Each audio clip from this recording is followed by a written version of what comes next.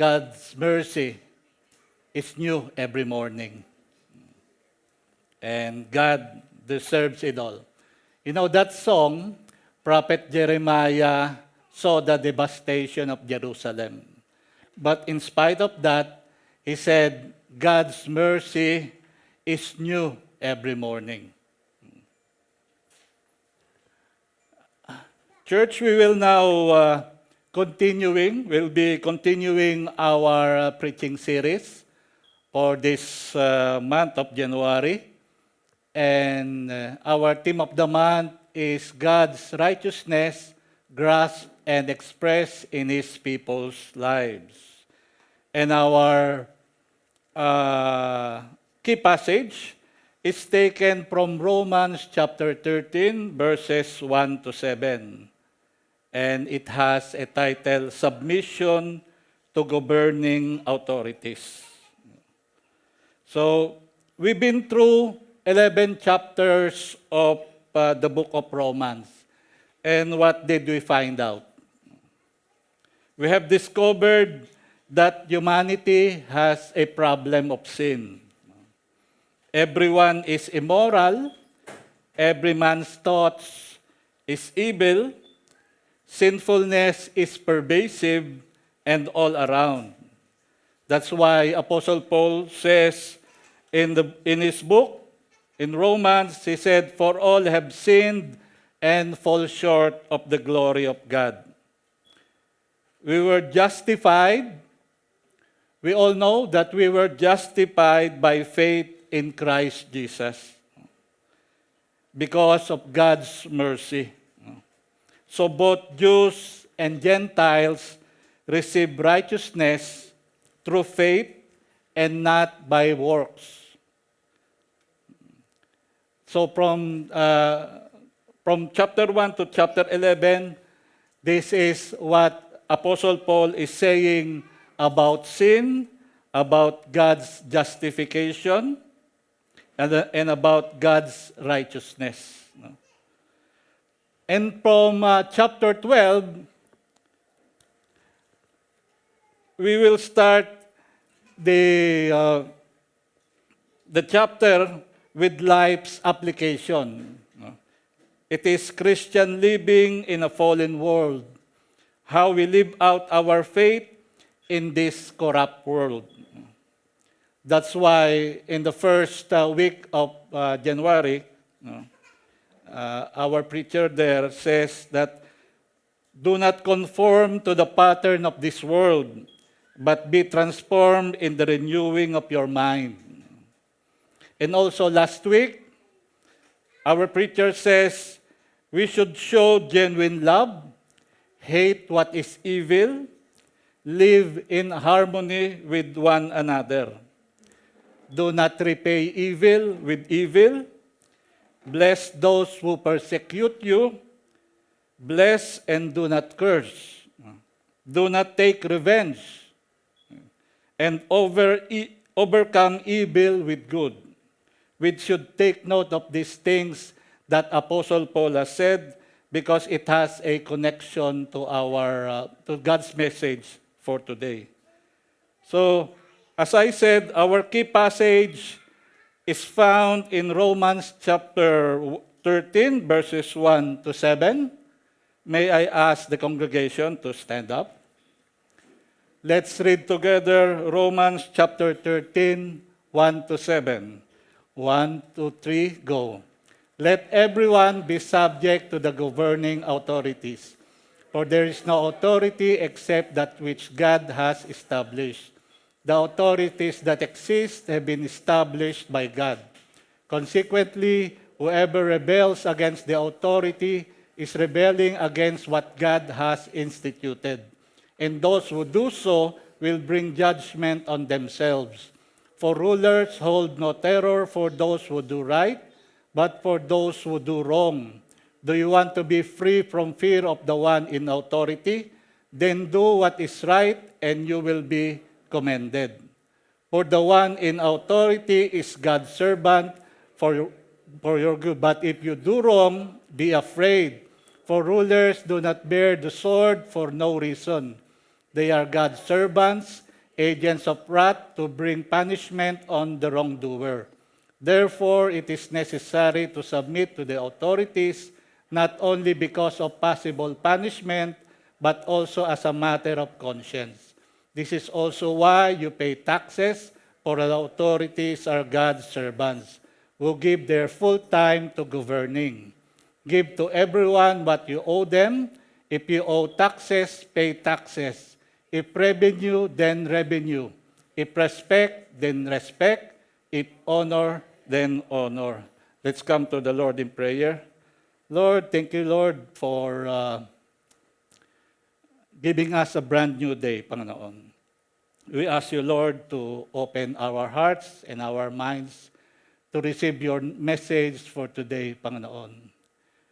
And may your word strengthen us, Panginoon, spiritually, and sustain us, Panginoon, how we live our lives here in this corrupt world, Panginoon.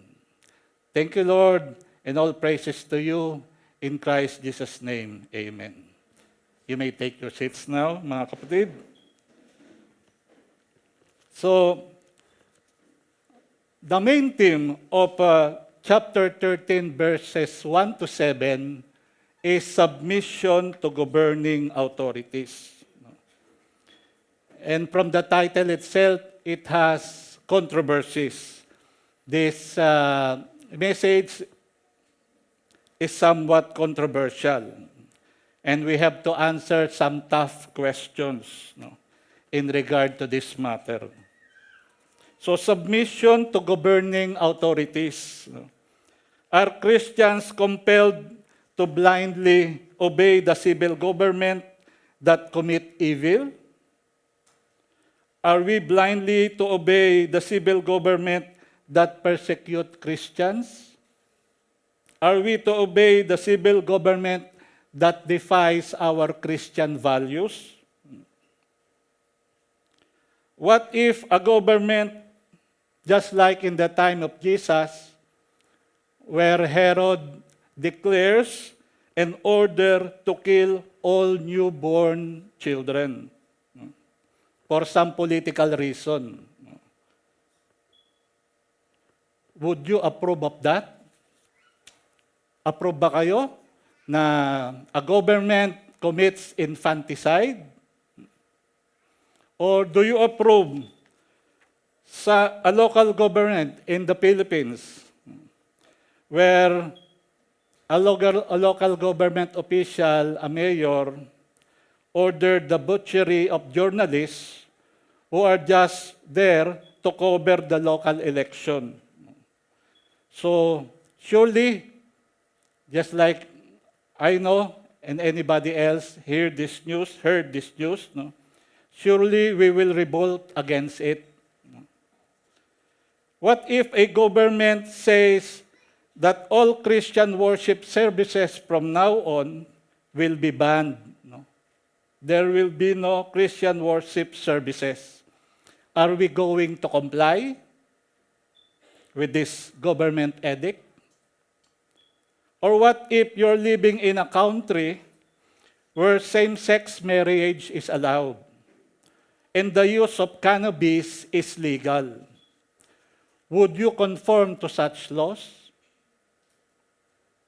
So today, we will answer these tough questions because from chapter 13, verses 1 to 7, just like our theme for this passage, is submission to governing authorities. What if the civil government is evil? They persecute Christians. Are we going to conform with those laws? We will be talking about governing authorities. And also we will be talking about the word submission. And lastly, we will be talking also God's supreme pursuit. So the title of God's message for today is Proof of Our Faith. Proof of our faith. Governing authorities. We are not sure what governing authority Apostle Paul is referring to. He may have been referring to the Roman Emperor Nero, because Nero is the one ruling the Roman Empire when the book of Romans is being written by Apostle Paul. All Apostle Paul may be referring to the spiritual leader of a synagogue, the rabbi. So, governing authorities. Apostle Paul did not define who these governing authorities are. But, mga kapatid, we are constantly under governing authorities. When you are inside your home, if you are a child, who is the governing authority in a home? Isn't it the parents? No? The parents take care of the well-being of their children, but also they punish bad behavior. When you go outside your home, who is the governing authority outside your home? Isn't it the community leader? The community leader keeps safe the community, but also arrests people or arrests those who violate ordinances in the community.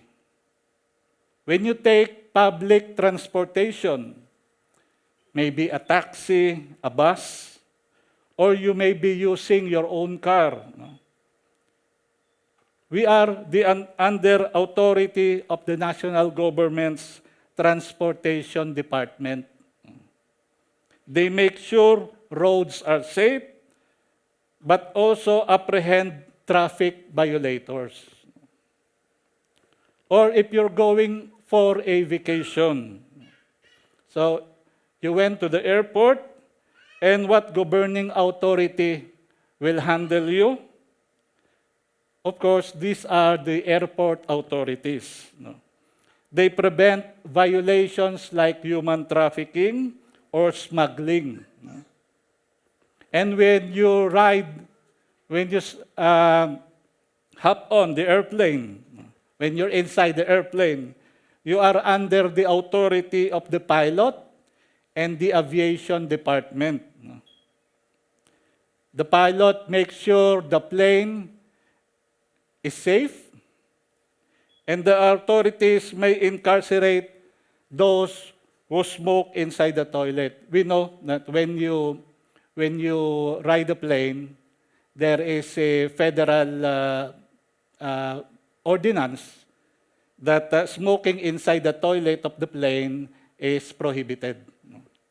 So we may be incarcerated, we can be put in prison when we smoke inside the toilet of an airplane.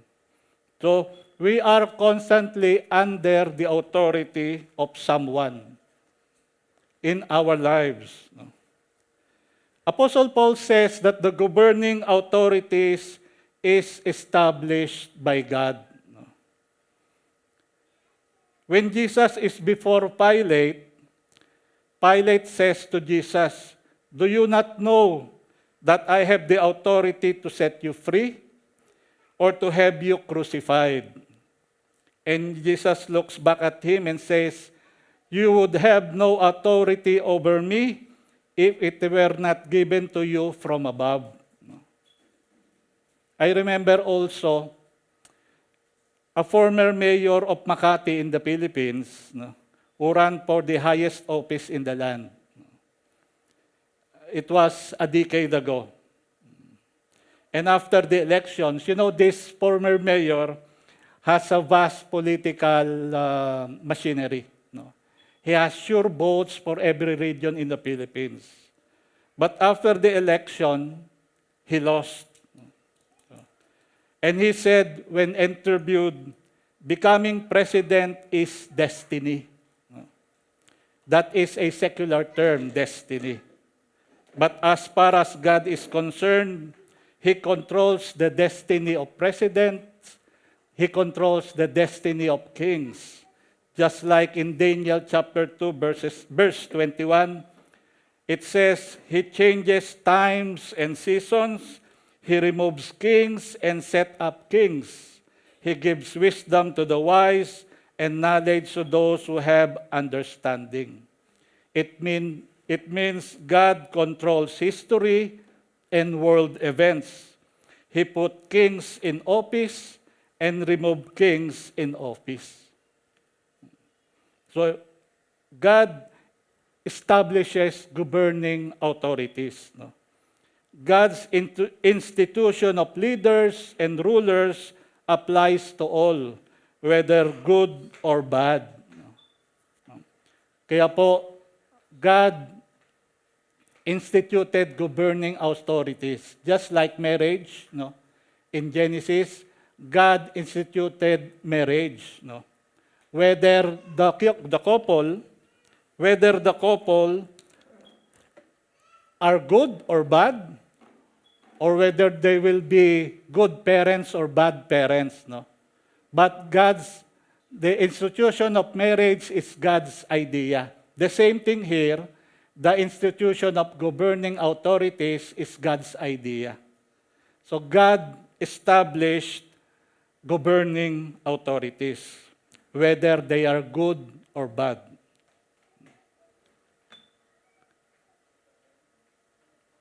And also, it says here in Romans verse 2, whoever rebels against authority is also rebelling against God.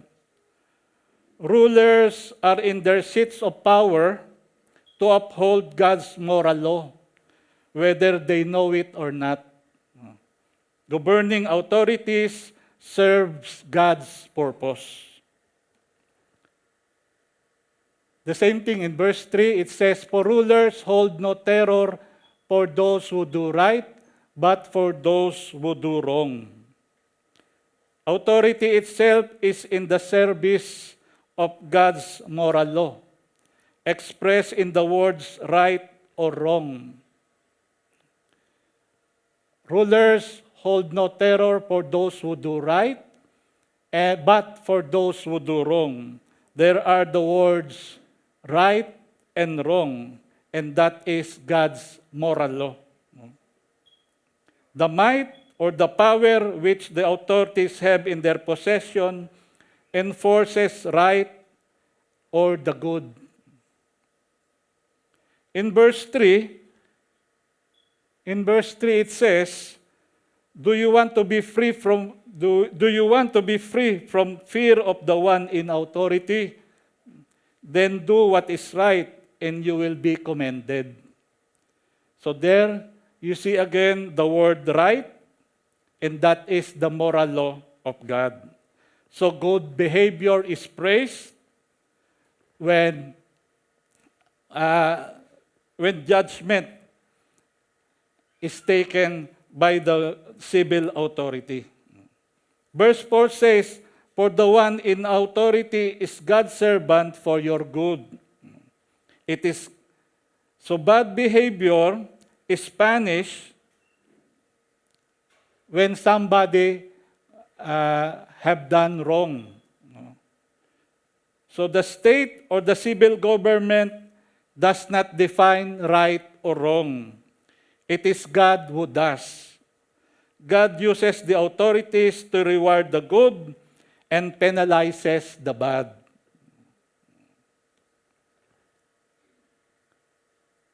Romans verse 13:4 says, For the one in authority is God's servant for your good. In Jeremiah 25:9, 27:6, and 43:10, King Nebuchadnezzar, Babylon's pagan ruler, is called God's servant, not because he is a devout believer of God, but because God used him as an instrument to bring judgment upon Judah for their sins. Alam niyo po, si King Nebuchadnezzar was called the servant of God. He is a pagan ruler. He is the ruler of Babylon. But God uses King Nebuchadnezzar, to bring judgment to the Jews, to bring judgment to Judah. Kaya nga, the King Nebuchadnezzar captured the city of Jerusalem. And he made captives of the Jews.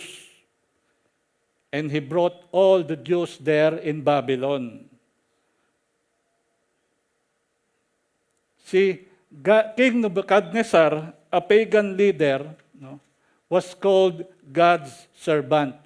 The same thing for King Cyrus the Great, a Persian pagan ruler also, who defeated King Nebuchadnezzar, was called God's anointed, God's shepherd, and even God's Messiah or Messiah. God chosen him to fulfill God's purpose for Israel, to free Israel, to free the Jewish exiles, and be brought home to Jerusalem. So allowing the people of Jerusalem to rebuild the city.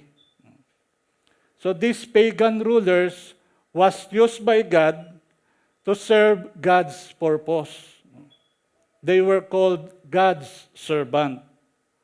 So God's servants are agents of peace for those who do good, and agents of wrath for those who do bad. Verse 7 says, verse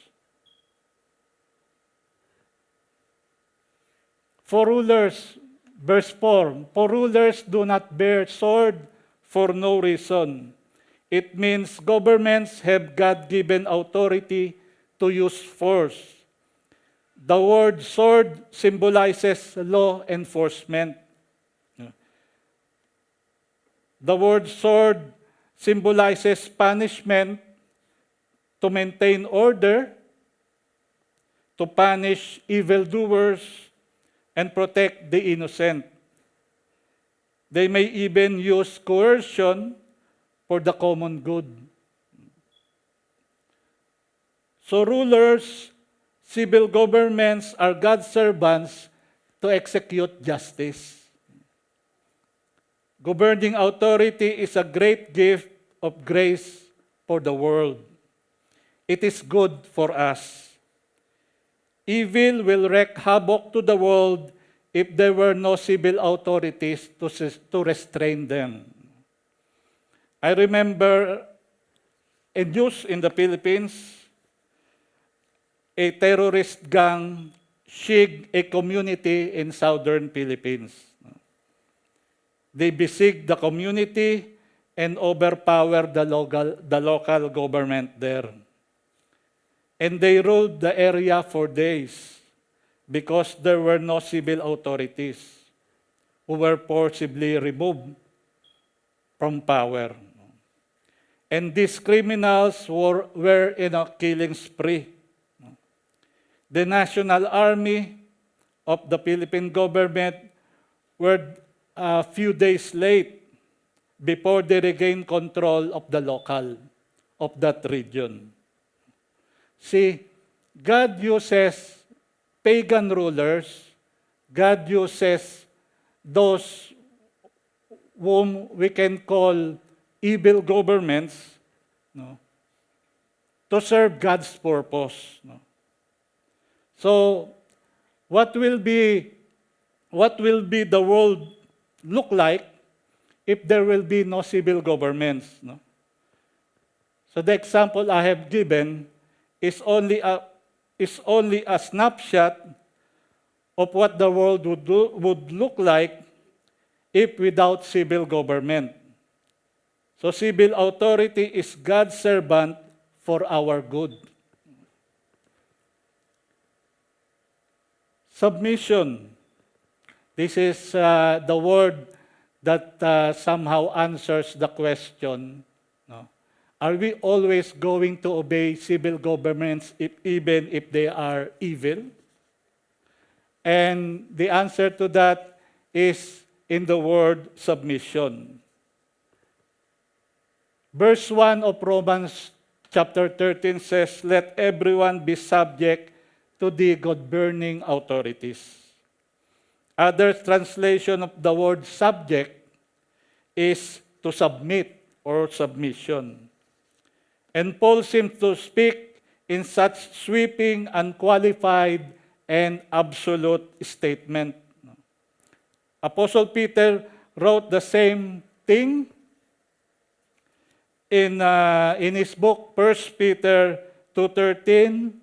It says, "Submit yourselves for the Lord's sake to every authority instituted among men, whether to the king as the supreme authority, or to the governors who are sent by him to punish those who do wrong and to commend those who do right.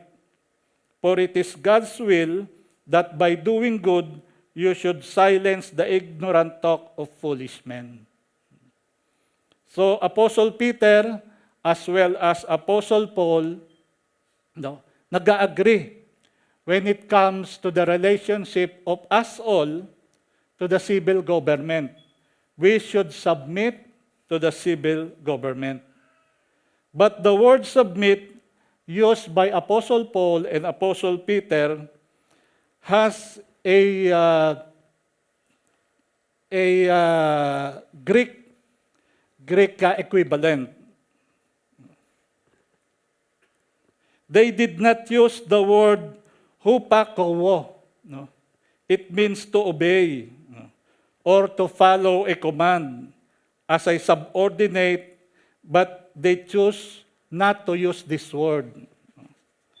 So the word submit is not used to obey, the means to obey. No? They did not use the Greek word hupakowo. Instead, they used the word hupotasso. It means to submit. And hupotasso means to place oneself under authority. So this allows a defiance when necessary. So the word hupotasso was used by Apostle Paul and Apostle Peter to mean to submit, to place oneself under authority. But we should defy authority when necessary, when the laws are evil, when the government is evil.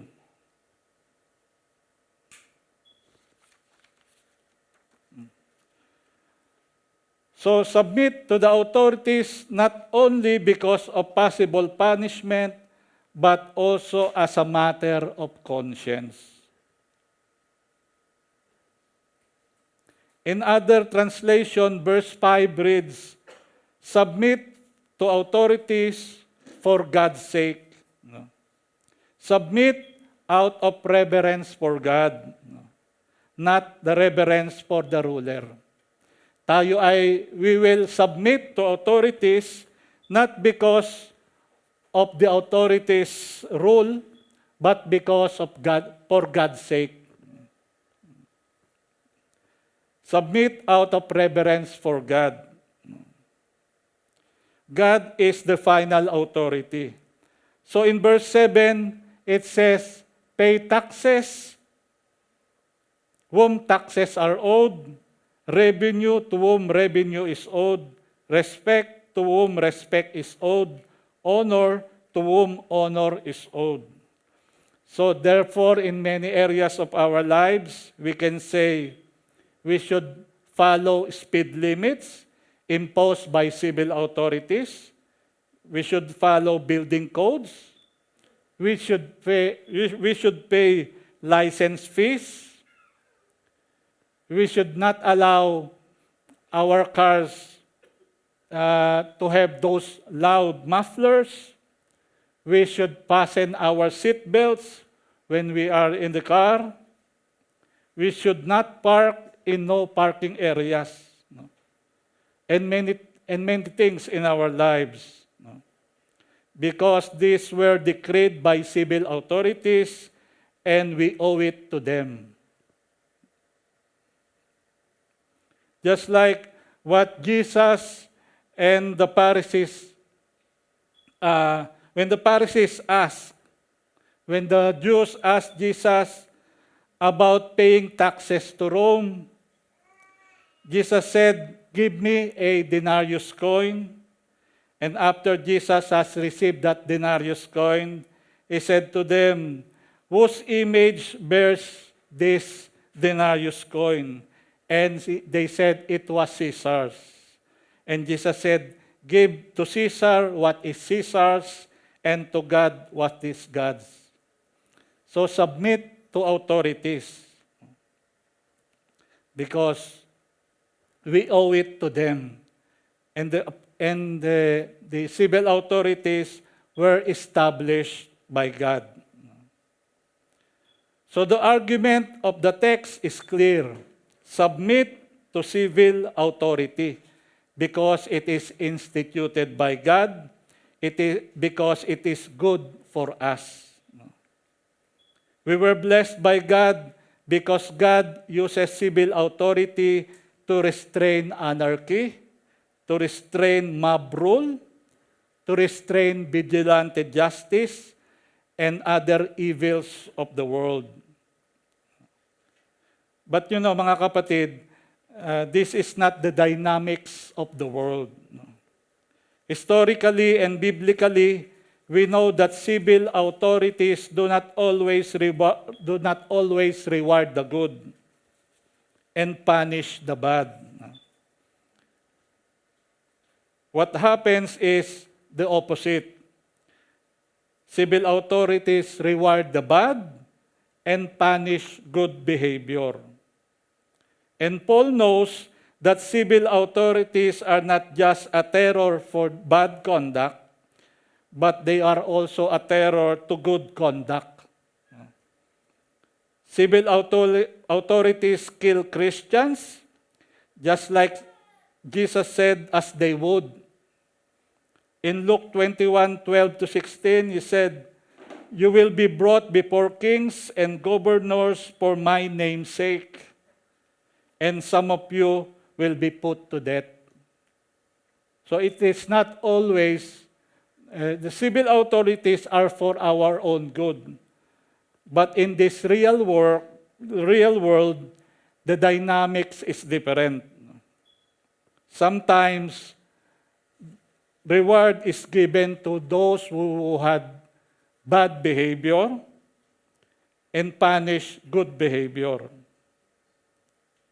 And sometimes God approves of His people not to submit to the very authority. God sometimes qualify disobedience to civil authorities. So what are the examples of disobedience to authorities?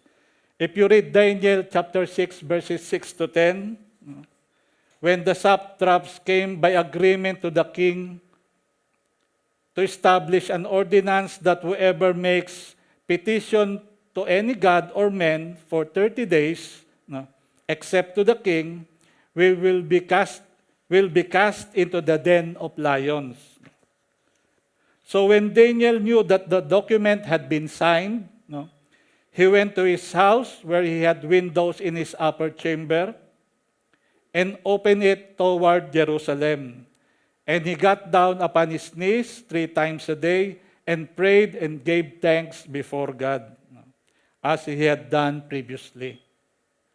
So Daniel made a blatant act of disobedience to civil authority. It was a public act of putting God before the king's decrees. And for it, he was thrown to the lion's den, which he did not resist. So sa mundong ito, mga kapatid, hindi lahat, Paul said, the civil authorities praise the good and punish the bad. But it is not the dynamics of this world. Sometimes it's opposite. Bad behavior is praised, good behavior is punished. And when that situation comes, God sometimes allows disobedience to civil authorities. Just what is written in the book of Daniel. And also, maybe you know about Shadrach, Meshach, and Abednego. A decree was made that all should bow down before the king's image. But Shadrach, Meshach, and Abednego disobeyed the command. And they said, O King Nebuchadnezzar, we have no need to answer you in this matter. If it be so, our God whom we serve is able to deliver us from the burning fiery furnace, and he will deliver us out of your hand. O King, but if not, be it known to you, O King, that we will not serve your gods or worship the golden image which you have set up. And so Shadrach, Meshach, and Abednego were thrown into the fiery furnace, but God delivered them. They disobeyed the king's decree. Also in Exodus chapter 1, verses 15 to 20, the king of Egypt said to the Hebrew midwives, when you serve as a midwife to the Hebrew women, and see them upon the birth stool, if it is a son, you shall kill him. But if it is a daughter, she shall live. But the midwives feared God and did not do as the king of Egypt commanded them, and let the male children live. So the midwives disobeyed the king's order to kill the babies. Also in Acts chapter 5, verses 27 to 29, the apostles were brought in and made to appear before the Sanhedrin to be questioned by the high priest. And the high priest said, we gave you strict orders not to teach in Jesus' name. Yet you have filled Jerusalem with your teaching and are determined to make us guilty of this man's blood. But Peter and other apostles replied, we must obey God rather than men. You see, these are the examples of Christians, believers of God, who defy civil authorities. Paul spoke so resoundingly about submission to the civil authorities, and that the danger of this is that our soul from unjust government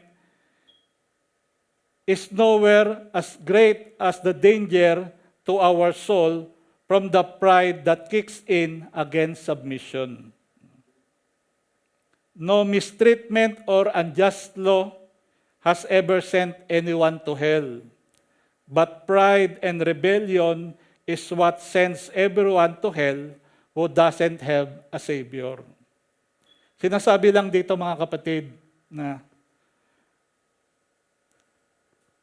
unjust laws, corrupt leaders, when we defy corrupt leaders, when we defy unjust laws, these things, we will never go to hell. But pride and rebellion, at wala kang Savior, you do not have a personal Savior, you don't believe in Jesus Christ, this is the thing that will send us to hell. So defying civil government, defying unjust laws, will not send us to hell. But rebellion against God and having yung pride, those are the things that will not save us and will send us to hell. So what does God care about? What is God's supreme pursuit? What does God care about for His people? The question is, are we to rebel to civil authorities? civil liberties and social justice on one hand, and personal faith and humility on the other hand. In Paul's mind, faith and humility and self-denial are vastly more important to the Christian than to be treated well by the government. Sa isip ni Apostle Paul, yung pagiging faithful natin, pagiging mababang loob natin, our humility and faith is more important than being treated well by the civil government. Being persecuted unjustly is not the reason anyone to go to hell. But being unbelieving and arrogant and self-indulgent is the reason most people will go to hell. The main issue here is not being treated justly in this world by the civil authorities or justify civil disobedience.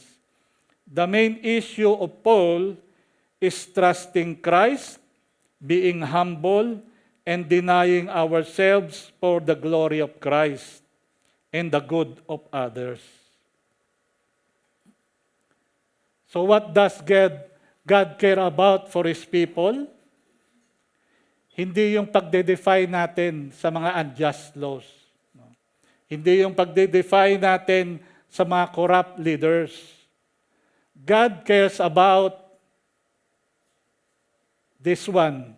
The greatest battle the believers of Christ face is not rebellion against wicked authorities or overcoming unjust laws. God cares about us becoming a kind of people God wants us to be. We should be Christ-like. This is the message of the Lord. Even if you defy yung mga unjust laws, galit ka sa civil government because the civil government is evil, they persecute Christians, they command unjust laws. Hindi dapat yun ang ating concern. God's concern, God wants us to be a people na Christ-like.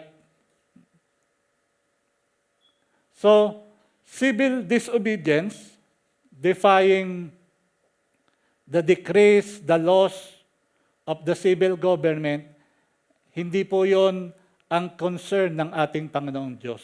Ang concern ng ating Panginoong Diyos is we, as believers of God, as believers of Christ, maging Christ-like. We should be Christ-like. But the main thing here sa verses 1 to 7 of chapter 13 ng Romans, submitting to civil authorities was established by God. Pero when the civil authorities impose yung mga evil laws, we have also the right to disobey the civil authorities. But God is more concerned about us na maging Christ-like. He's not concerned if we support civil disobedience. God is not concerned about that. He is more concerned of us, believers of God, to be Christ-like. And that is the message of God for us today. To God be the glory. Let us pray.